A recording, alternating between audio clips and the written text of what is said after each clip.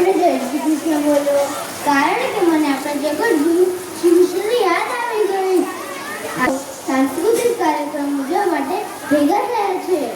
મને જન્માષ્ટમીનો તહેવાર યાદ આવી ગયો. જન્માષ્ટમી એટલે શ્રી કૃષ્ણનો જન્મદિવસ.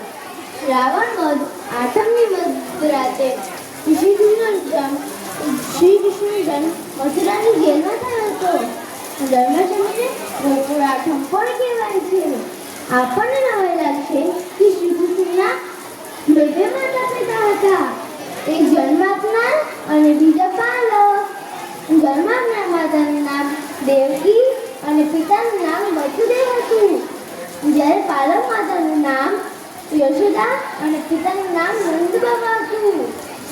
શ્રી કૃષ્ણનું બાળપણ ગોકુળમાં વીત્યું. તેઓ બાળપણથી નીડર, બહાદુર, હસીખોર અને નટખટ હતા. તેઓ અનેક સામે હંમેશા લડતા. તેઓના બાળપણના અનેક પરાક્રમો પ્રસિદ્ધ છે. કૃષ્ણે તેમની માતૃ પૂતના અને કંસ મામાનો વધ કર્યો હતો. શ્રી કૃષ્ણ રસ્તે જતી ગોપીની માખણ ભરેલી મટકીઓ ફોડી નાખતા અને ગોપાળોને માખણ ખવડાવતા. શ્રી કૃષ્ણ પોતાના પુત્રો સાથે ગોપીઓના ઘરમાં છાના જઈને માખણની ચોરી કરતા. તેથી તેમને માખણ ચોર પણ કહે છે. આ માખણ શ્રી કૃષ્ણ તેમના માટે ચોરી કરતા તો તેમના ઘરમાં માખણ ખાવા નહોતું મળતું, તો આ માખણ યશોદા માખણ તેમને માખણ ખાવા નહોતા આપતા, તો આ માખણ શ્રી કૃષ્ણ ભાવતું એટલે તે ચોરી કરતા? ના, આવું કરતું નહોતું, પરંતુ ગોપાળોને ન્યાય મળે તે માટે શ્રી કૃષ્ણ માખણની ચોરી કરતા. આપણને થશે એવું કે તેના પાછળનું કારણ કંઈક આવું છે. તે સમયનો મથુરાનો રાજા કંસ ખૂબ જ ક્રૂર હતો. તે પોતાની આસપાસના ગામમાંથી એને પહેલ સ્વરૂપે માખણ ઉગાડતો.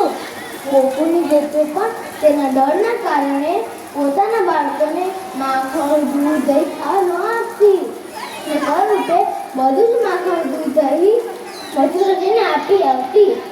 આ વાતનો વિરોધ કરવા અને પોતાના મિત્રો ગોપબાળોને પોષણ ખોરાક મળી રહે તે માટે શ્રી કૃષ્ણ ગોપીની માખણ ભરીને મટકીઓ ફોડી નાખતા.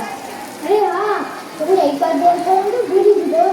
મહાભારતના યુદ્ધના સમયે શ્રી કૃષ્ણે અર્જુનને ભગવદ્ ગીતાનું શાશ્વત જ્ઞાન આપ્યું હતું. ભગવદ્ ગીતા આજે પણ ઘણા બધા વ્યક્તિઓને સાચી દિશા અને સાચું જ્ઞાન આપી રહી છે.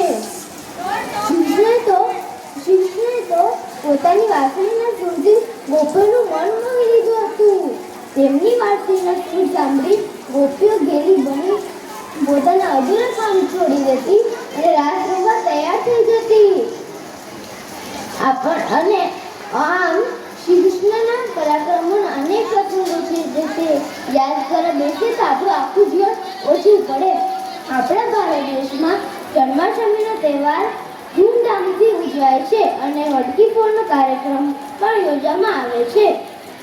આગળ વધુના કહેતા હું એટલું જ કહીશ કે જન્માષ્ટમીના દિવસે શ્રી કૃષ્ણના મંદિરો શણગારવામાં આવે છે અને રાત્રે 12 વાગ્યે આરતી થાય છે અને સર્વ ભક્તો તેમના ભોજન ગાય છે.